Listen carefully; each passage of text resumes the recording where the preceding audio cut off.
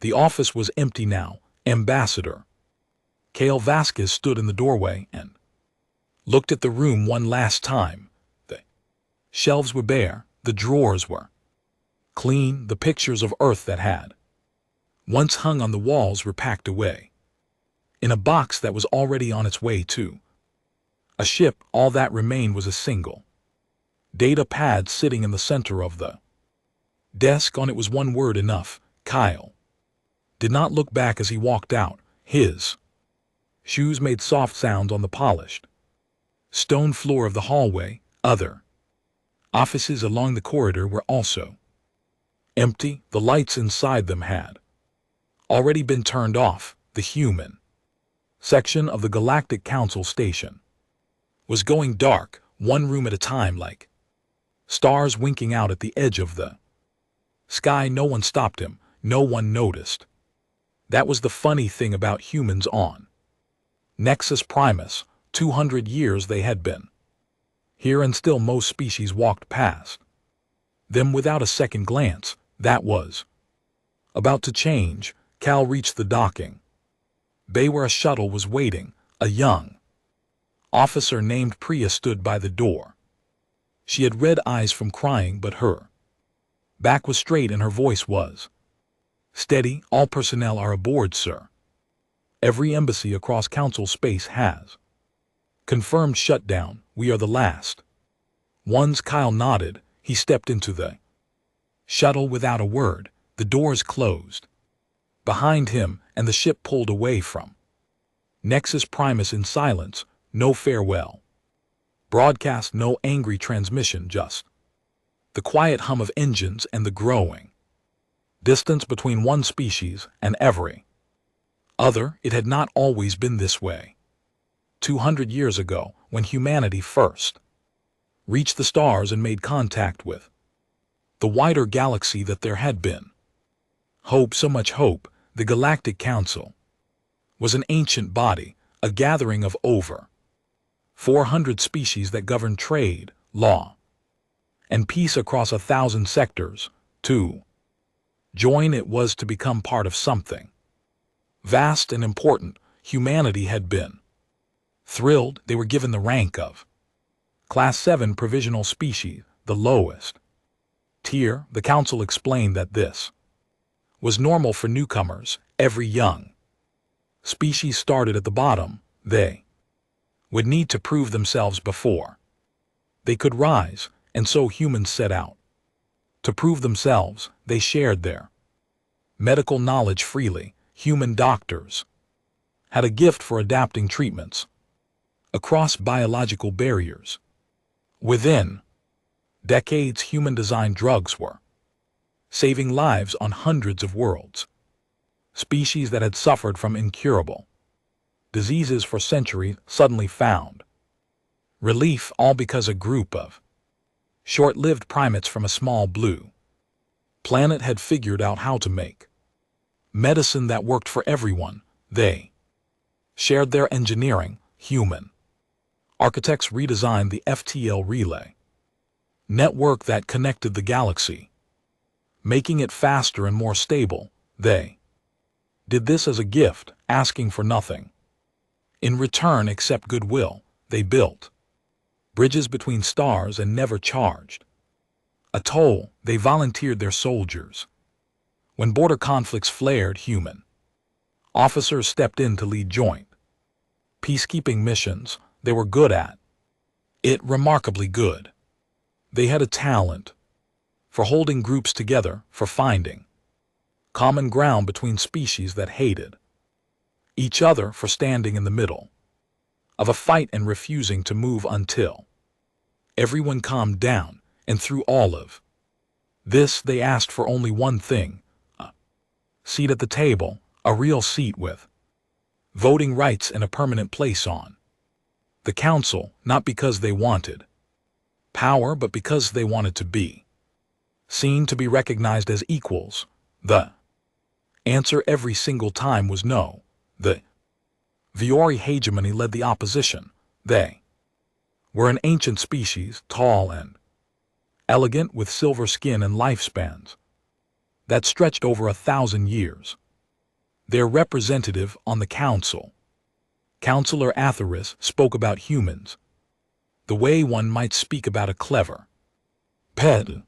She acknowledged their usefulness, but questioned their stability. Their lives are so short, she said during one debate, her voice smooth and unhurried. They burn through a generation in the time it takes us to finish a single thought. How can we trust the judgment of a species that barely has time to learn from its mistakes before it dies? The Dreth Concordance was worse. The Dreth were a militaristic reptilian species who saw the galaxy as a hierarchy of strength. To them, humans were weak, soft-bodied, emotional, sentimental creatures who wasted resources on things like art and music. In parks, the Dreth delegate, a hulking figure named Gorath, made no effort to hide his contempt. Let them serve, he said once, his deep voice rumbling through the chamber. Service is what lesser species are for. And so the pattern continued, decade after decade. Humans gave and the galaxy took. Humans asked and the galaxy said no. The vote for human elevation came up 11 times. Over the course of a century, it failed. Every single time, not because humanity lacked support from everyone, but because the major powers, the Valorian, the Dreth and their many client species, always had enough votes to block it. The breaking point came with Ars Reach. Ars Reach was a human colony world on the outer edge of council space. It was a beautiful planet, green and blue, with wide oceans and gentle mountains. 3 million people lived there, families, children, farmers and teachers and engineers who had built something good. In the quiet corner of the galaxy, the Scythe raiders hid it without warning. The Scythe were a predatory species from beyond the border, not part of the council but tolerated by it because they mostly attacked on important targets. When their fleet dropped out of hyperspace above Allah's reach, the colony sent out a distress call to the council, and the humans did everything right. They filed a formal petition for a joint defense resolution. They followed every rule, every procedure, every protocol. Ambassador Vasquez stood before the full council and spoke with calm urgency. 3 million of our people are under attack right now, he said. We are asking for help, not as a favor, not as charity, as members of this community who have bled for every species in this room. The Valerie abstained from the vote. The Dreth voted against it. The smaller species, terrified of angering either power, followed their lead. Resolution failed. Humanity fought alone. Their fleet raced to Ars Reach and engaged the Scythian in a brutal battle that lasted 9 days. They won. They drove the raiders back, but the cost was enormous. 40,000 civilians dead, an entire fleet group destroyed, cities burned to ash on a world that had once been a paradise. The council sent a message of condolence, 3 sentences long. It was read aloud in the chamber by a junior clerk because none of the senior counselors could be bothered to deliver it personally. Kel Vasquez listened to those 3 sentences from his seat at the back of the room in the cheap section where provisional species were placed. He did not react.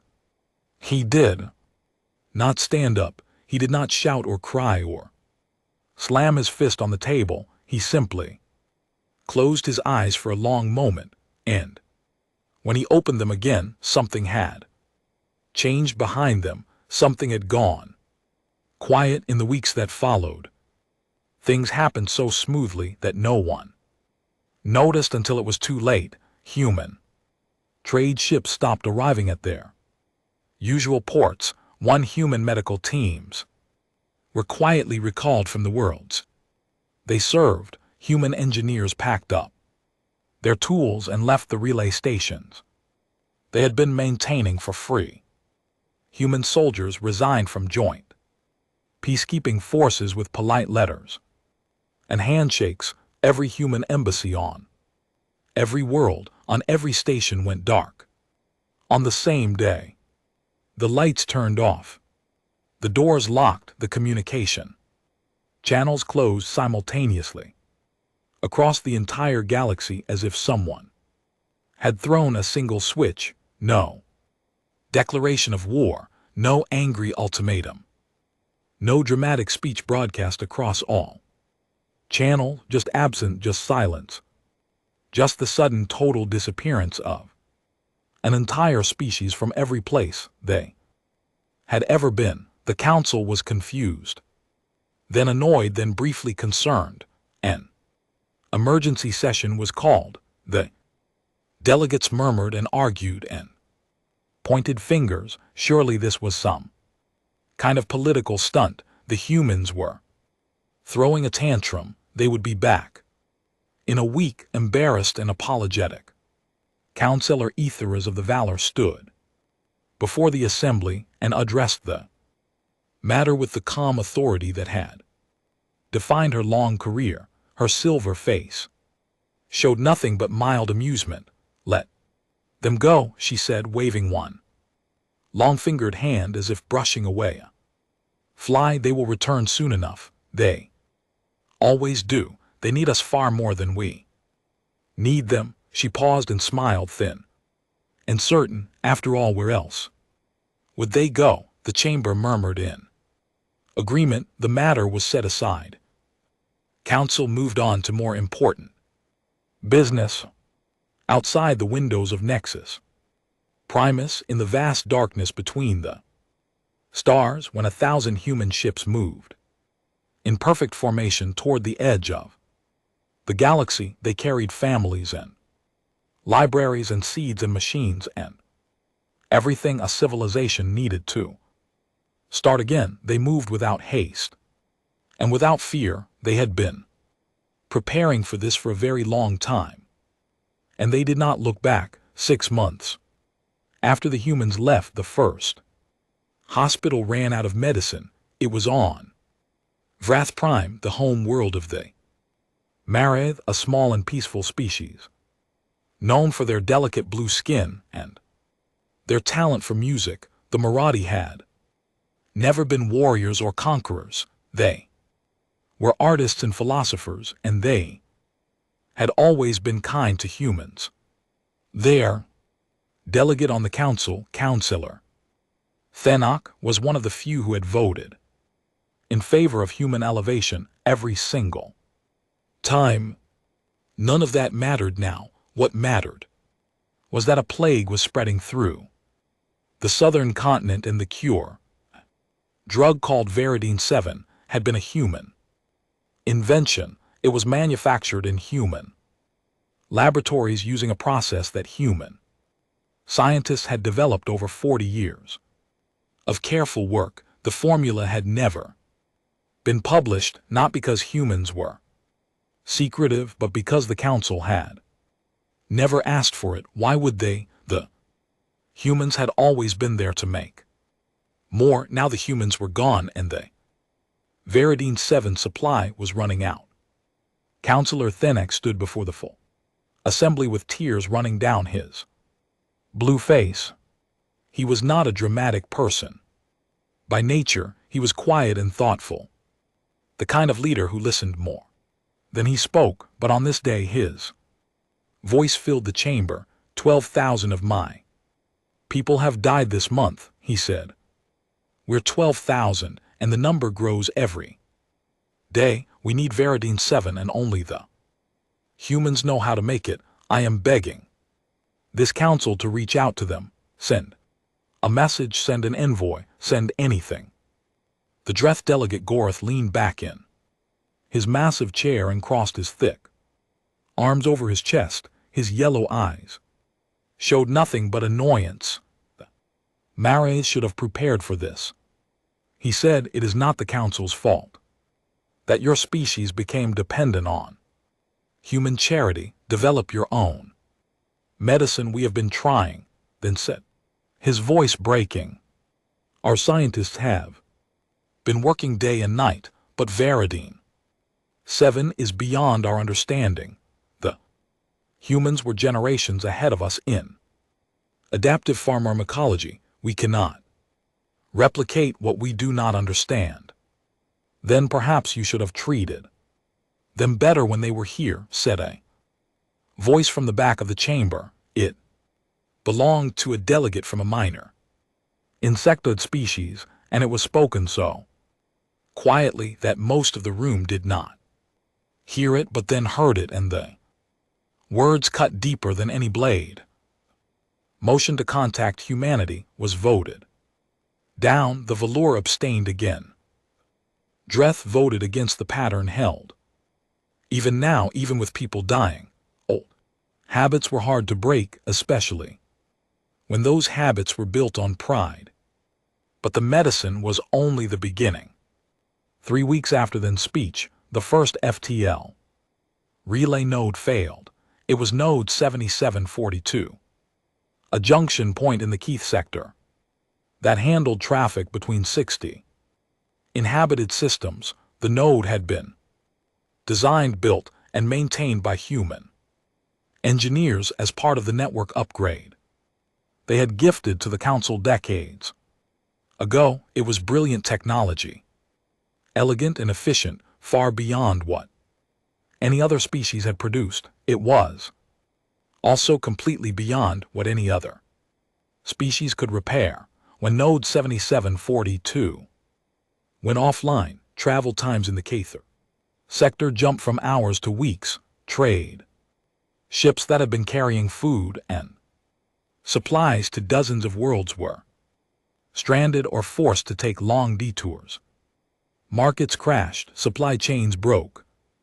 Thriving economic region began to choke. The Council dispatched its best engineers to fix the node. They spent 3 weeks studying the human design. They could not figure out how it worked. The technology was not hidden or encrypted, it was simply too advanced. And the human engineers who had built it understood principles of subspace field manipulation that the rest of the galaxy had not yet discovered. Trying to repair, it was like asking a child to fix a quantum computer. More nodes began to fail, one by one across the galaxy. The lights of the relay network flickered and dimmed. Travel became slower. Communication became unreliable. The galaxy, which had grown used to being connected, began to feel very large and very empty. And then came the Scythe. The Scythe Confederacy had been watching. They were predators, and predators knew how to spot weakness. With the humans gone, the galaxy's border defenses had collapsed. The joint peacekeeping forces, which had relied heavily on human officers for leadership and coordination, were in disarray. Different species argued about strategy. If fleets refused to follow orders from commanders of other species, the unity that humans had quietly held together with patience and skill fell apart the moment they stopped holding it. The Scythe hit 3 border colonies in a single week. They were fast, brutal, and efficient. The Council scrambled to respond, but the response was slow and confused. By the time a defense fleet arrived at the first colony, it had already fallen. The other 2 held out for a few days longer, but without coordinated support, they too were overwhelmed. In the Council chamber, the mood was shifting. The smug confidence that had followed humanity's departure was fading. In its place was something that most of the delegates had never felt before, at least not in connection with humans. It was a cold, creeping unease, the beginning of understanding. But not everyone was ready to understand. Counselor Etheras of the Valori still held firm. She was a proud woman, and pride was the foundation of everything she had built in her long career. Admitting that the council had made a mistake about humans would mean admitting that she personally had been wrong, and Itheras had not been wrong about anything in 400 years. So when the council commissioned a quiet intelligence operation to locate the humans, she made sure it was kept small and discreet. No grand gesture, no public admission of need, just a single agent sent to find out where the humans had gone so that the council could assess the situation privately. The agent she chose was Sarath. Sarath was Valori like Atheras, but younger and less certain. She was an intelligence officer trained in observation and analysis, nay, with a reputation for seeing things that others missed. She had silver skin like all Valori, but her eyes were darker than most, a deep violet that seemed to absorb light rather than reflect it. She had met humans before.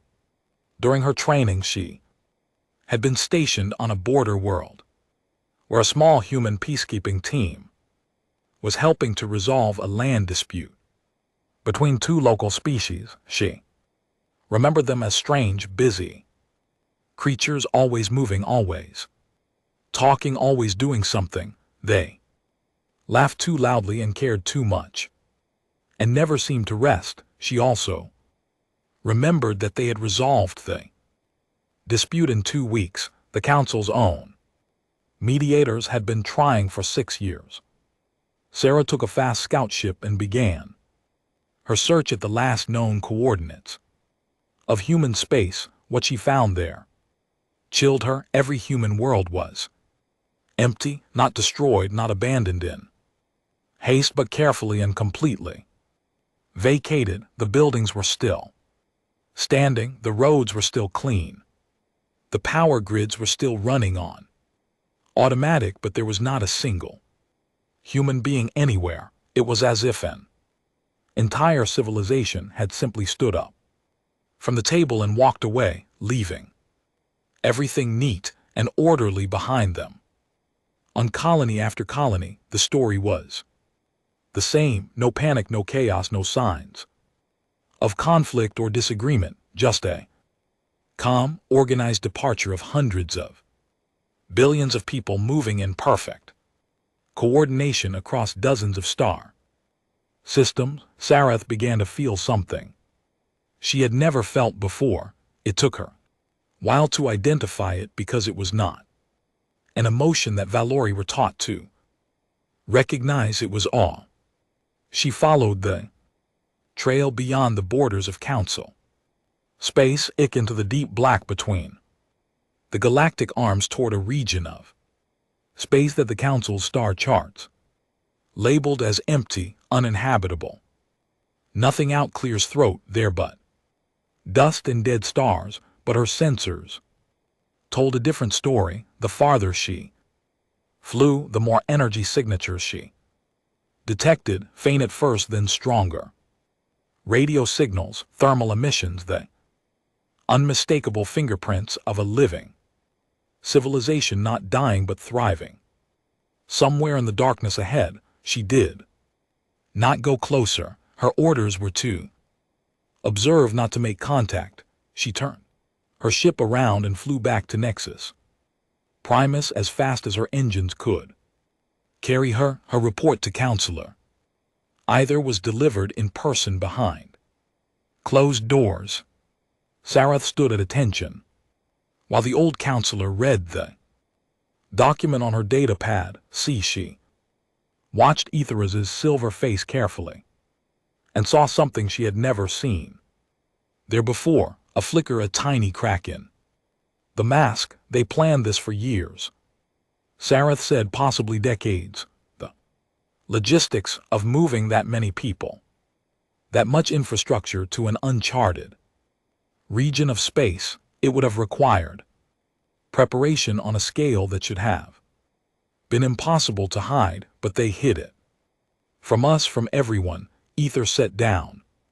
The data pad, her hand, Sarah noticed, was not entirely steady, and you say, they are growing. The energy output I detected is consistent with a civilization that is not just surviving, but expanding rapidly. Etheris was quiet for a long time.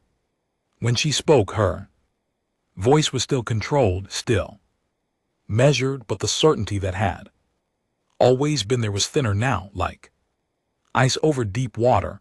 Oh, this changes nothing, she said. They left by choice. They can live in the dark if they wish. Sareth wanted to argue, but did not. She was trained to obey, but as she walked out of Atheris's office, she thought about those empty human worlds, so clean and orderly, so carefully left behind. She thought about the plague on Vireth Prime and the failing relay nodes, and the Scythian burning through the border, and she thought about the energy readings from beyond the rim, all that light, all that life, all that power, growing in the silence. They had not gone to the dark, they had gone to build their own light.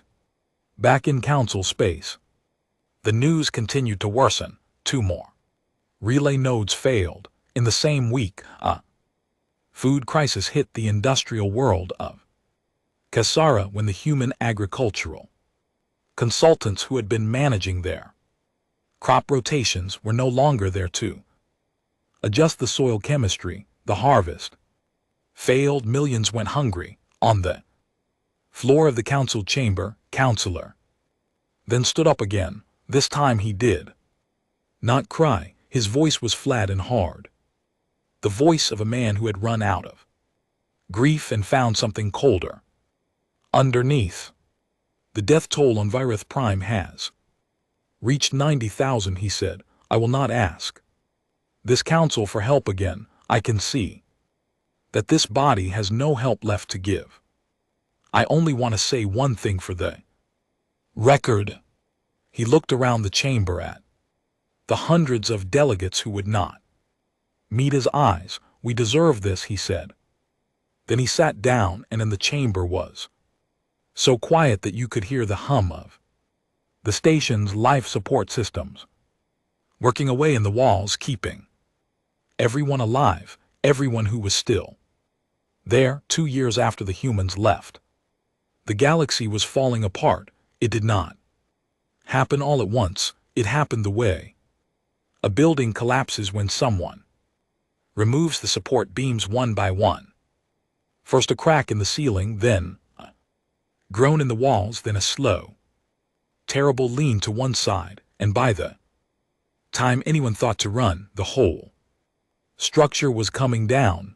The translation network was the next thing to break. Most species in the galaxy did not speak the same language. They did not even think in the same way.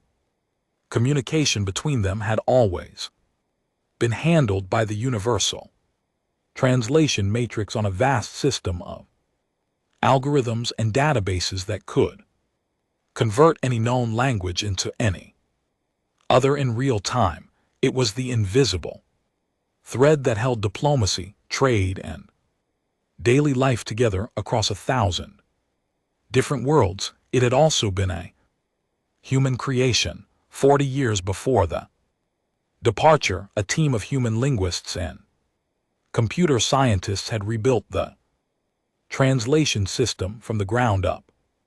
The old system, designed by the VORI centuries ago, had been slow, clumsy, and prone to errors. The humans replaced it with something elegant and precise.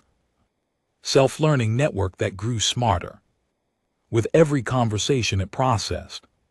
They released it as open source software, free for anyone to use. Council adopted it without hesitation and without thanks, now without human engineers to maintain and update it. The system was degrading, and at first the errors were small, A misplaced word.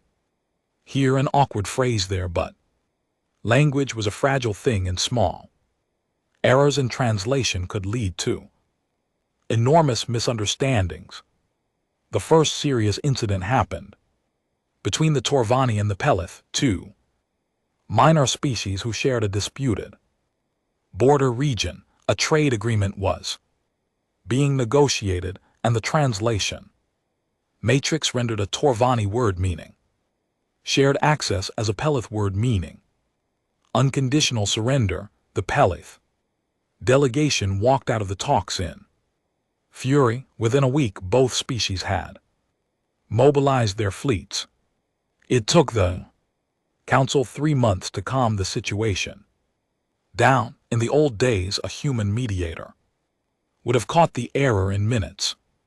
But the council did not have human mediators anymore. It did not have human doctors or human engineers or human farmers or human soldiers. It did not have humans at all, and with each passing month, the full weight of that absence pressed down harder on a galaxy that had never bothered to notice how much it was being carried. The food crisis spread. All's reach had been a warning, but no one had paid attention. Now the same story played out on world after world. Human agricultural scientists had been working across the galaxy for decades, quietly optimizing food production for alien biospheres. They understood soil chemistry, weather patterns, crop genetics, and ecological balance in ways that other species did not. They had been doing this work for free as part of their endless effort to prove their value to the council. Without them, when harvest failed on 12 major agricultural worlds in a single growing season, famine spread across 3 sectors. The council tried to organize a relief effort, but the broken relay network made transportation slow and unreliable. Food rotted in cargo holds while people starved on the other side of a failed relay node, and through it all the Scythe kept coming. Scythe Confederacy had gone from raiding border colonies to launching full-scale invasions. They smelled blood. Council's military response was a disaster. Different species sent their own fleets but refused to coordinate with each other. The Dreth insisted on commanding every operation and then made tactical decisions based on brute force rather than strategy. The Valori contributed ships but held them in reserve and unwilling to risk their expensive vessels on what they considered someone else's problem.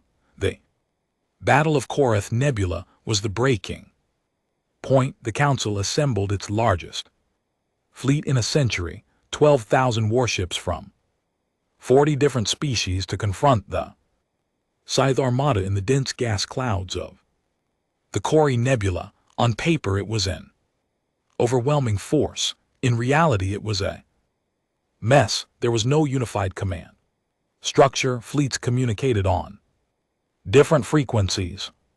Attack plans were drawn up and then redrawn and then argued about until the Scythe struck.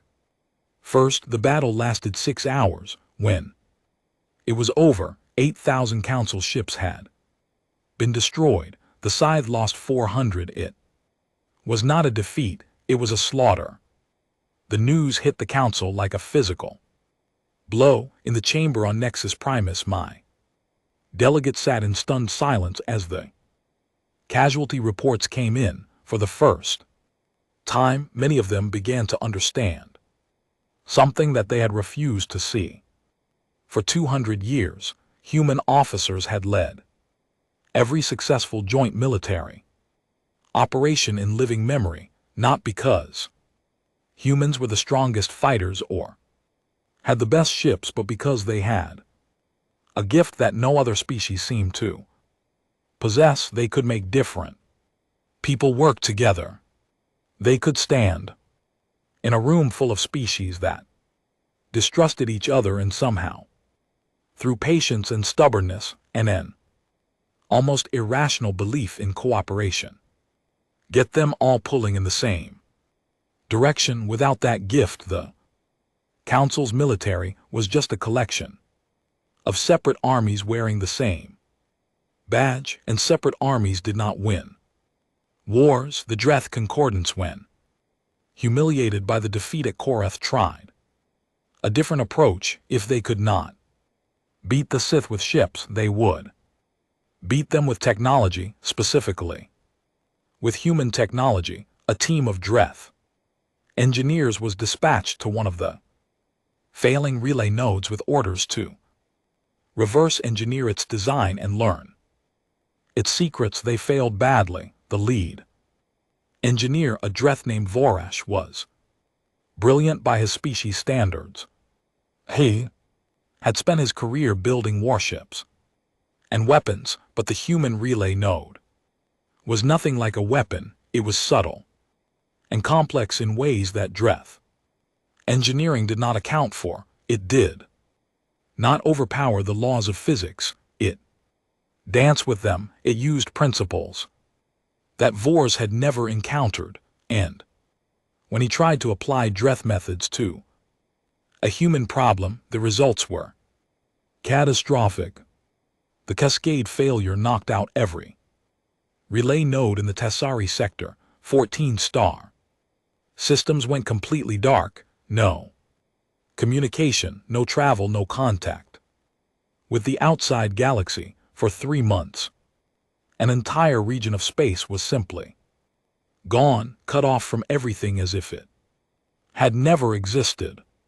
When communication was finally restored through emergency backup channels, the Council learned that 2 of the 14 systems had experienced severe food shortages during the blackout. One colony had nearly collapsed into civil war. The death toll was in the tens of thousands. Counselor Ether, alone in her private chambers, sat in the dark and read. She had begun doing this weeks ago, going through the Council's records year by year, document by document, tracing the full history of humanity's time among the stars. What she found there kept her awake at night. It was not just medicine and engineering and military service, it was everything. Humans had been involved in everything. They had written educational curricula for species that could not afford their own schools. They had designed water purification systems for worlds with contaminated oceans. They had created art programs and music exchanges and cultural festivals that brought different species together. They had built parks and gardens on space stations so that people who lived in metal boxes between the stars could still see green things growing. They had done all of this while being treated as the lowest class of species in the Council. They had done it while being denied a vote. They had done it while being mocked and dismissed and ignored by the very people they were helping. And they had never, not once, demanded payment. Iris found a recording buried deep in the archives. It was from 3 years before the departure. Ambassador Vasquez was standing at the podium in the Council chamber, speaking in support of the 11th motion for human permanent membership. His voice was calm, his face was tired but composed. He did not shout or beg. He spoke the way a man speaks when he knows he will not be heard, but says the words anyway because they need to be said. We do not ask to be thanked. He said, we ask only to be respected. We have given freely of everything we have. Our knowledge, our labor, our blood. We have lost people defending worlds that are not our own. We have spent treasure building things that we will never use. We have done this because we believe in the idea of this Council. Do we believe that different species can come together and build something greater than any of them could build alone. He paused, his eyes moved across the chamber, and for a moment, just a moment, the tiredness showed through. If that belief is wrong, if this council cannot find room at its table for a species that has given everything and asked for almost nothing, then perhaps we have misunderstood our place here. The motion was defeated. 342 votes against, 1 vote in favor. Councillor Theek of the Marathi, alone. Iris closed the recording and sat, clear's throat in the silence of her room. She pressed her long silver fingers against her eyes and stayed very still for a long time. When she finally took her hands away, her face was the same mask it had always been, but her eyes were different. There was something new in them, something that looked very much like doubt. In the council chamber, a new faction was forming. They called themselves the Reconciliation Coalition, and they were led by younger delegates, people who had grown up watching humans work alongside their own species and who understood better than the old guard what had been lost. They were small in number but growing fast. Every failing relay node, every famine, every military defeat added new members to their ranks. Their leader was a young Pelith delegate named Curie, who stood before the council and said what many were thinking but few had the courage to speak aloud. We did not lose the humans, she said. We threw them away, and now we are drowning in the absence of everything they gave us. We can keep pretending that we are fine. We can keep telling ourselves that we do not need them, but the galaxy is dying piece by piece, and the only species that knew how to hold it together is gone. She was shouted down by the Dreth, but this time fewer voices joined the shouting. Far away beyond the edge of the galaxy, Sarah's sensors had picked up something new. She had been monitoring the rim from a safe distance as ordered, tracking the energy signatures from humanity's new home.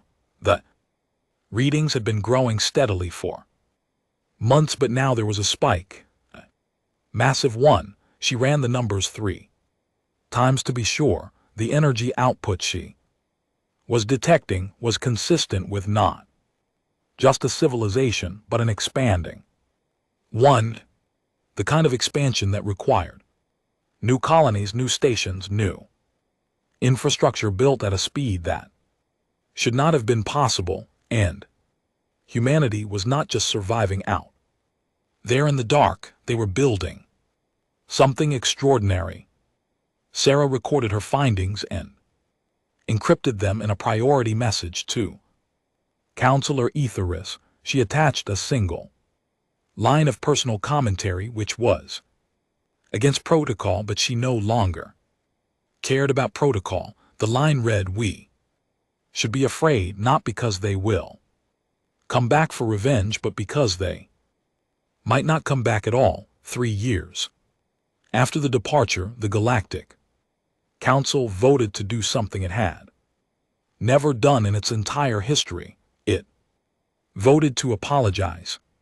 The Reconciliation Coalition had grown from a handful of young delegates into a genuine political force. Chiari of the Pelith had proven to be a better organizer than anyone expected. She built alliances carefully, patiently, the way humans used to build things, and she did not demand or threaten. She simply kept pointing to the numbers, the death tolls, the failed harvests, the broken relay nodes, the scythe advance which had now swallowed 6 border systems with no sign of slowing down. The numbers did not lie. The resolution passed with a narrow majority. The Dreth voted against it, as they always did, but for the first time in 2 centuries they did not have enough votes to block the motion. Gorath stormed out of the chamber, his heavy footsteps cracking the stone floor.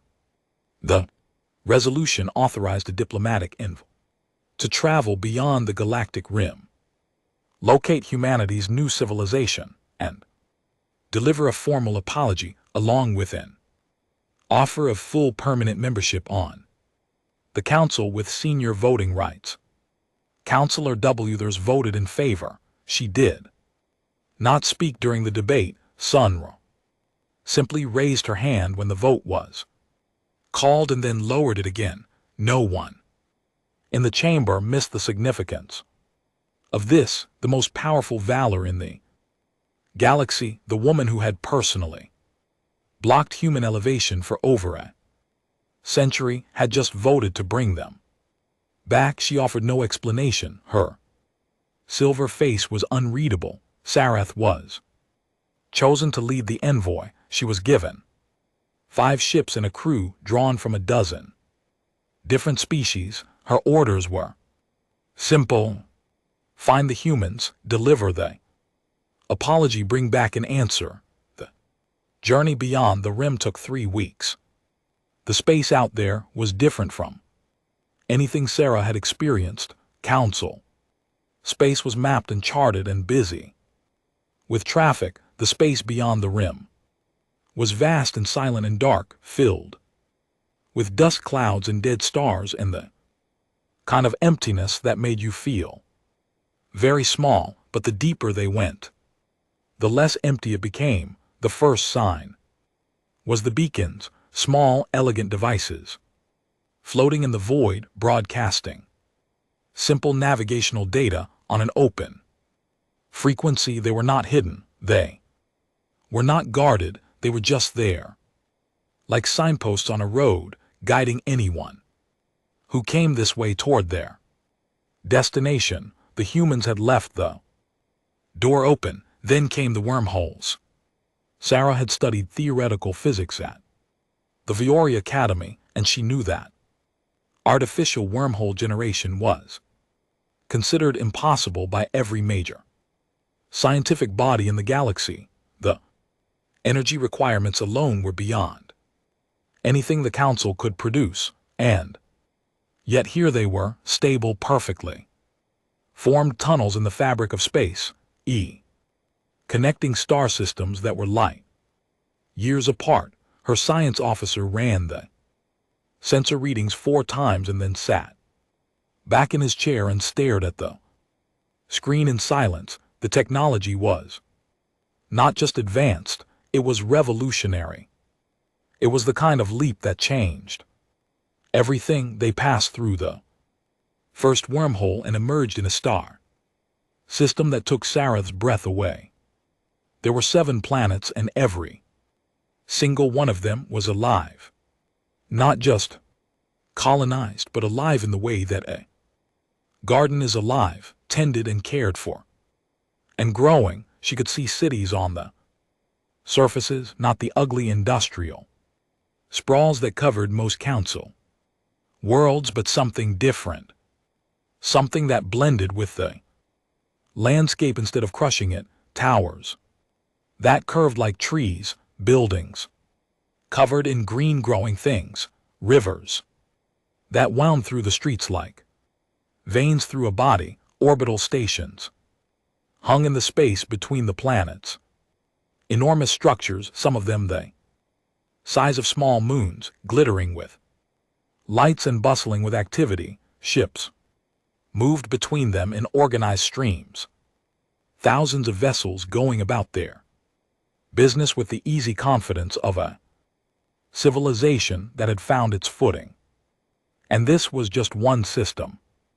Her sensors told her there were dozens more, all connected by the wormhole network, all thriving. The human border patrol found them before they had gone much further. 3 sleek ships dropped out of a wormhole ahead of them and took up formation around the envoy. They were fast and graceful with smooth lines and no visible weapons, though Sarah's suspected the weapons were there, just hidden. Humans had always been clever, About hiding things, a calm channel.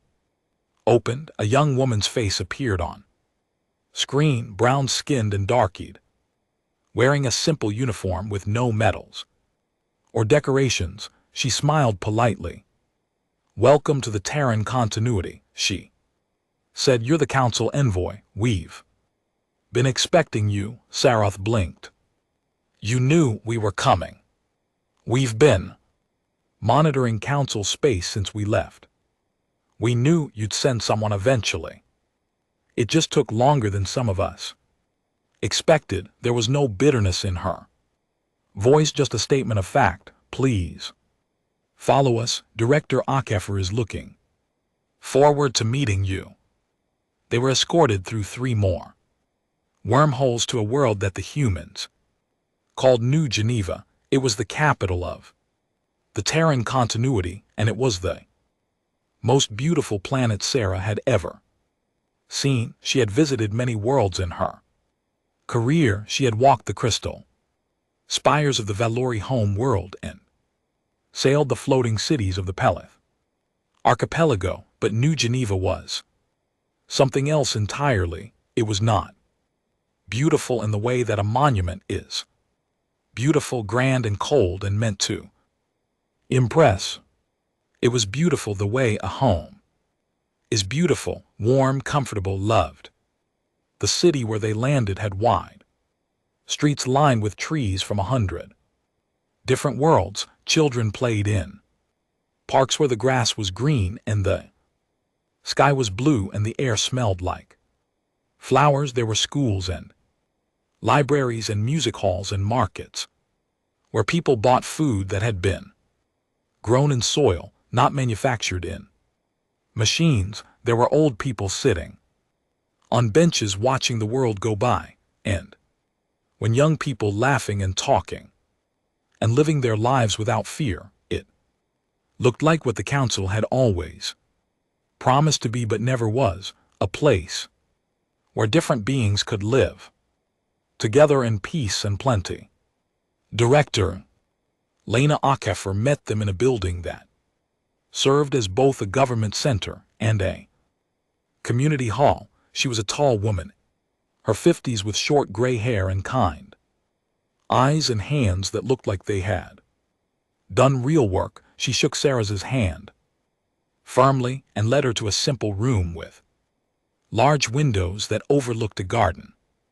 "I know why you're here," HFY said, settling into a chair across from Sarath. "The council wants us to come back." Sarath nodded. She opened her diplomatic case and placed the formal documents on the table between them.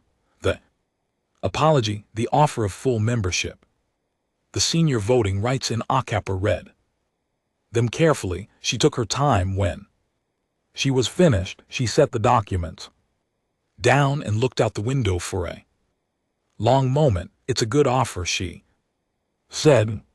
"Better than anything we were ever given before. I appreciate that." "Then you'll accept, Sarath?" And she was surprised to find that she wanted the answer to be yes, not for the council's sake, but because she had seen this world and these people, and she did not want the distance between them to remain. HFY smiled, but it was a sad smile, the kind of smile that carried weight. "I need to explain something to you," she said, "something that the council never understood about us, and I think you need to hear it if any of this is going to make sense." She leaned forward. "We didn't leave because of one thing. It wasn't just reach, though. That broke something in us that I'm not sure will ever heal. It was everything. It was 200 years of giving everything we had and being told it wasn't enough.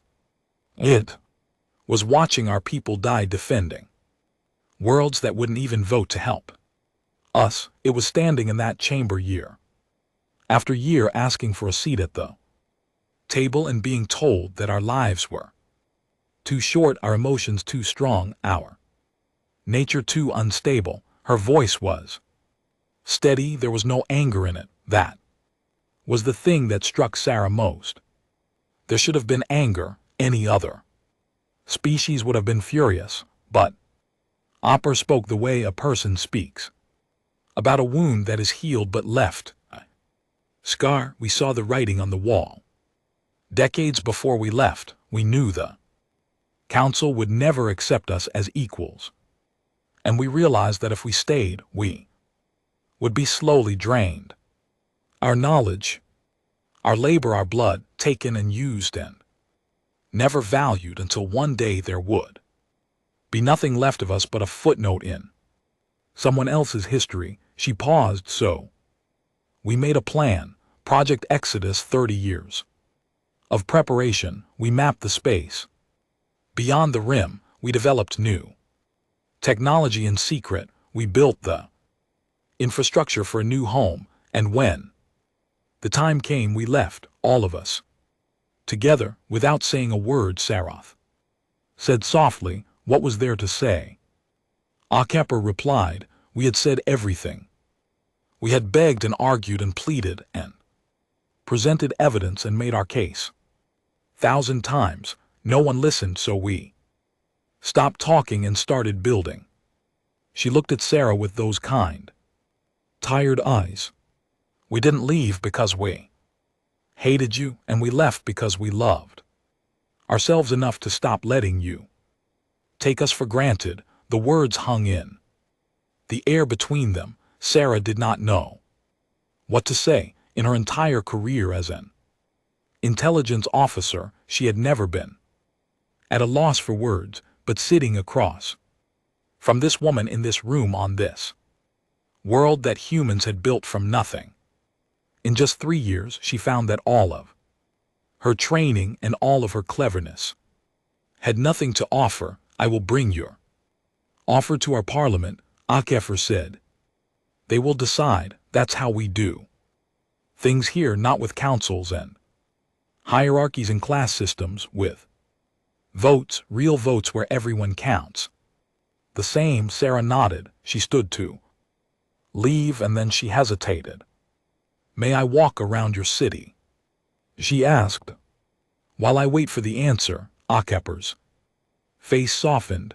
"Of course, Anna, you're a guest here. Go wherever you like." And so Sarah walked. She walked through the streets of New Geneva and watched the humans live their lives. She saw a school where children of different human races sat together learning science and art and history. She saw a hospital where doctors treated patients with technology that made council medicine look primitive. She saw a workshop where engineers were building something that she could not identify, but that hummed with an energy that made the air feel alive. She walked until she came to a park at the edge of the city. It was quiet there and very green. Trees stood in long rows, their branches heavy with leaves, their trunks thick and strong.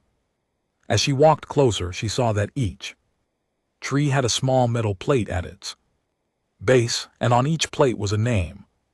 40,000 names. She stood there for a long time reading them. A man walked past, middle-aged, with a child holding his hand. The child was eating something sweet and sticky and did not care about the trees, but the man looked at Sarah and seemed to understand what she was feeling. "Ours reach," he said quietly. 40,000 names, one tree for each person. "We lost." Sarah looked at the forest of the dead and felt something break open inside her chest. It was grief, but not her own. It was the grief of a species that had been hurt and had chosen not to hurt back, that had carried its dead in its heart and planted them in the soil of a new world so that something beautiful could grow from the loss. "We didn't forget," the man said. Then he walked on his child's hand in his and left Sarah alone among the trees. She stood there until the sun went down, and she did not say a word. The Terran Parliament debated for 19 days. Sarah waited on New Geneva while the humans decided the fate of the galaxy. She was given a small apartment near the government quarter with a window that looked out over the garden district.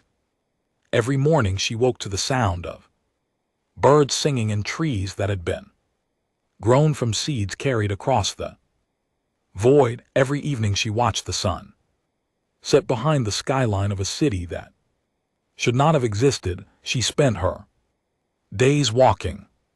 She visited the university, where human scientists were working on things she could not begin to understand. She sat in cafes where people talked and laughed and argued about politics and sports and music. She went to the public library, a vast building filled with books, actual paper.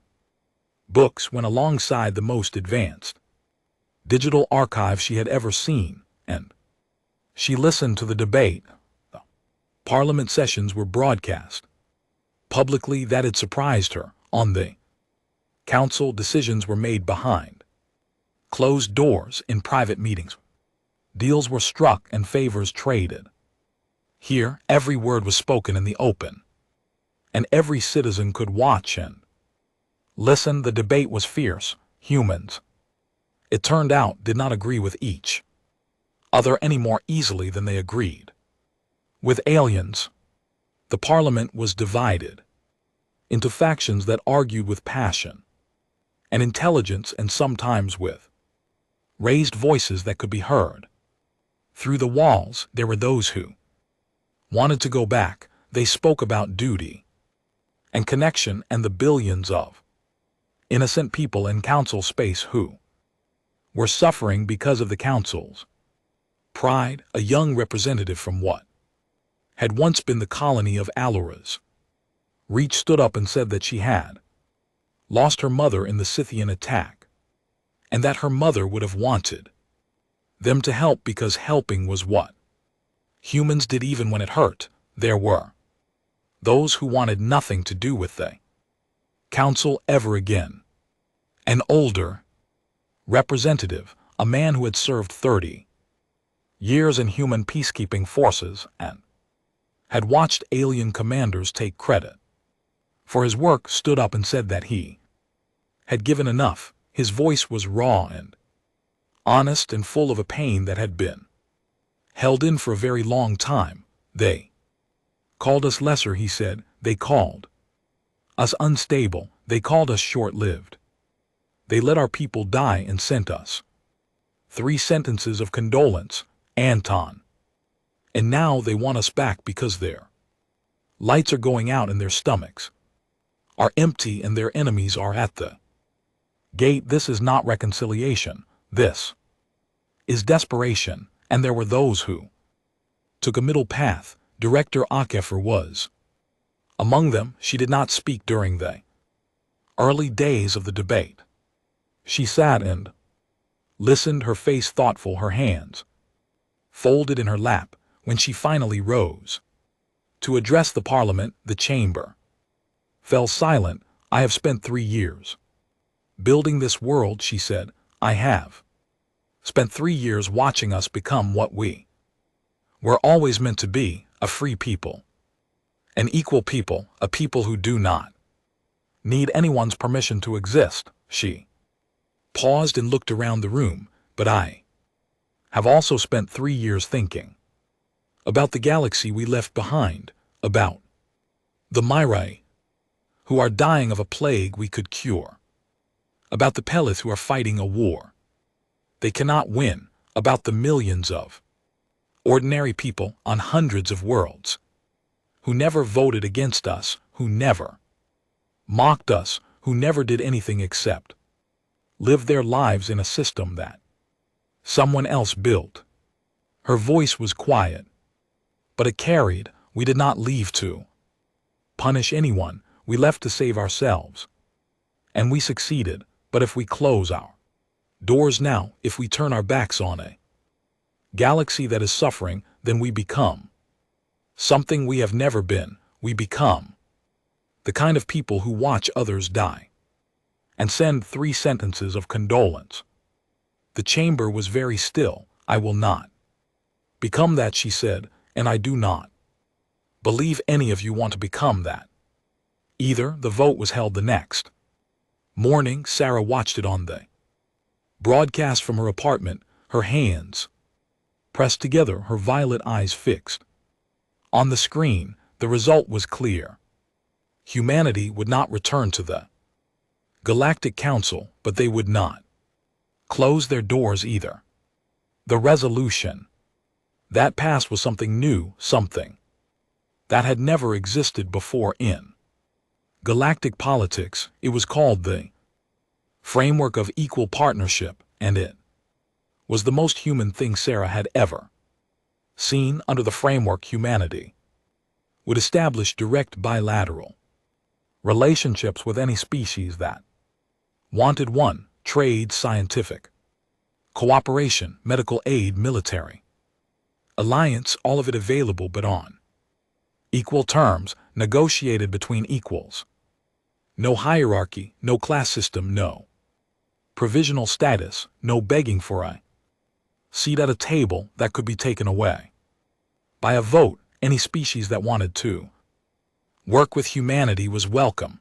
Would any species that did not was free to go its own way, and the council as an institution would have no authority over any of it. It was in its own quiet way. Revolution. HFY delivered the terms to Sarah personally in the same simple room where they had first met. She placed the documents on the table and then added something else, a small crystal about the size of a human fist that glowed with a faint inner light. This is a data crystal, HFY said on it. You will find the complete technical specifications for the FTL relay network updated and improved. You will also find the formula for Veridine 7 and 43 other pharmaceutical compounds that we developed for alien biospheres in the agricultural optimization databases for every world where our scientists once worked. Sarah stared at the crystal. It was worth more than entire star systems. It was the collected knowledge of a species that had spent 2 centuries learning how to help everyone else, encoded in an object she could hold in one hand. We were never the ones who hoarded knowledge, HFY said softly.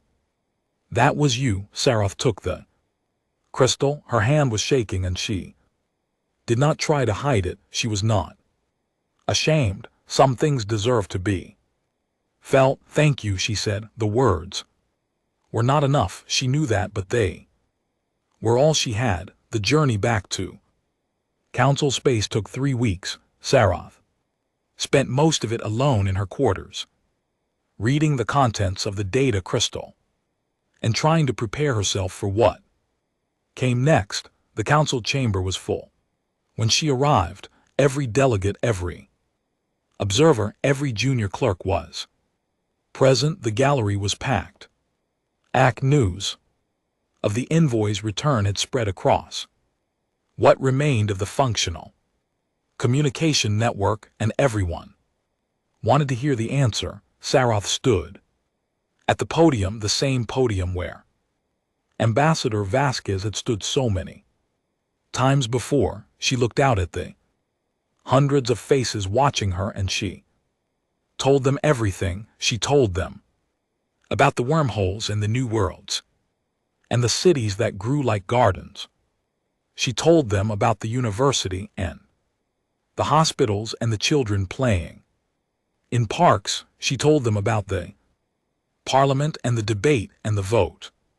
She told them that humanity was not coming back. The silence that followed was the deepest she had ever heard. It was not the silence of shock or anger.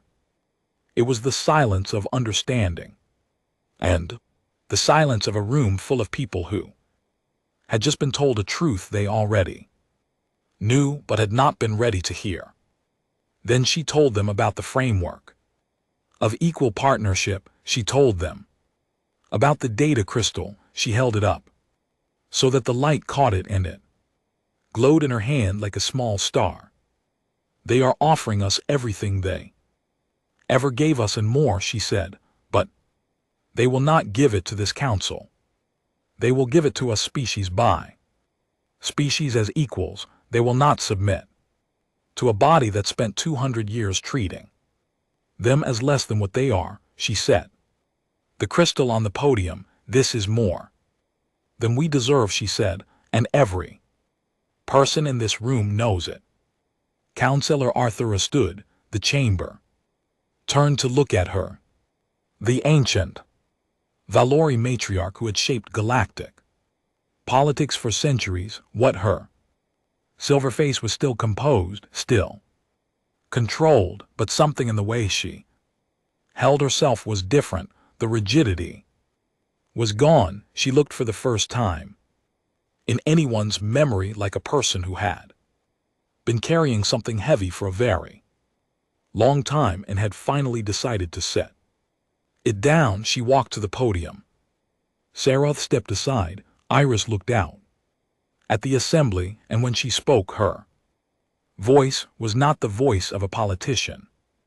It was the voice of a woman who had finally run out of excuses. When the humans left, she said, I told this council that they would come back. I said they needed us more than we needed them. I was wrong. I was completely, catastrophically wrong. And the worst part is that I knew I was wrong.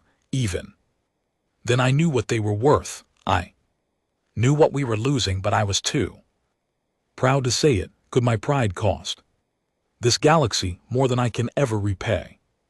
She reached into her robe and pulled out a data pad, the same data pad that Ambassador Vasquez had left on his desk. 3.5 years ago, Sarah had retrieved it during her investigation and given it to Etheras in her report. The old counselor had kept it ever since. She held it up so the chamber could see the single word on its screen. Enough, she read aloud. That is what he wrote. One word. After 200 years of service, after decades of asking to be treated as equals, after watching 40,000 of his people die while this council nothing. He did not write a speech. He did not write a condemnation. He wrote one word and he left. She lowered the data pad. We drove away the best species this galaxy has ever known, not with war, not with cruelty, and with something worse, with indifference. We took everything they offered and gave them nothing in return, and when they finally stopped giving, we were surprised. Her voice cracked just slightly, just for a moment, but every person in the chamber heard it. We can accept their framework. We can begin to build something better, but let no one in this room pretend that we are being generous. We are being given a second chance by people who owe us nothing, and we should spend the rest of our lives being grateful for it. She sat down. Chamber erupted. The Dreth delegate Gorath stood up and shouted that this was surrender, that the council was humiliating itself before a lesser species, but his voice was lost in the noise. Other delegates were standing, not to argue but to agree. Reconciliation coalition surged forward. Motions were proposed and seconded and voted on in rapid succession. Old order was crumbling and something new was struggling to be born. It would take time, years probably. The damage was deep, and trust, once broken, does not mend quickly, but for the first time in a very long while there was hope. 6 months later, Sarath returned to New Geneva. She was no longer an intelligence officer. She was the Council's first official liaison to the Terran continuity, a position that had not existed before and that she had volunteered for without hesitation. First formal trade summit was being held in the government quarter, and delegates from 30 species had made the journey through human wormholes to attend. Atmosphere was cautious but warm. People were trying, that was what mattered. After the opening ceremony, Henry Sarath stepped outside for air. She found herself walking, as she always did, on this world toward the memorial park. The trees had grown since her first visit. They were taller now, their branches wider, their roots deeper in the soil. 40,000 trees for 40,000 names, growing strong in the sunlight of a new world. Director HFY found her there. She walked up beside Sarath and stood quietly looking at the trees. The summit went well, Sarah said. It's a start, HFY replied. They stood together in comfortable silence. Around them the park was alive with people. Delegates from different species walked the path between the trees, reading the names on the metal plates, some of them stopping to touch the bark as if they could feel something in the wood that words could not express. And there were children too, human children and alien children, playing together on the grass between the memorial trees. They chased each other and laughed and fell down and got up again, the way children do everywhere, on every world, in every corner of the galaxy. They did not know about the politics or the pain or the 200 years of silence.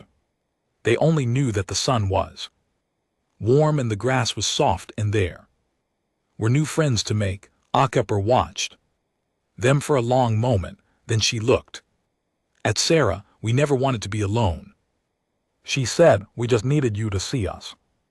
Sarah looked at the children playing among the trees of the dead, at the alien delegates walking through a human garden, at the woman beside her who had led her people through the dark and into the light. She wanted to say something profound, something worthy of the moment, something that would capture everything she felt about what humans were and what they had done and what they had taught her about the meaning of strength. But some things do not need words.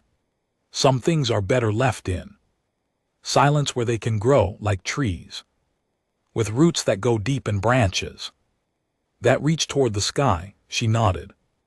And that was enough. Above them the stars shone down on a galaxy that was learning slowly and painfully, and for the first time to listen. The galaxy had spent centuries speaking over humanity. It took their silence to finally be heard.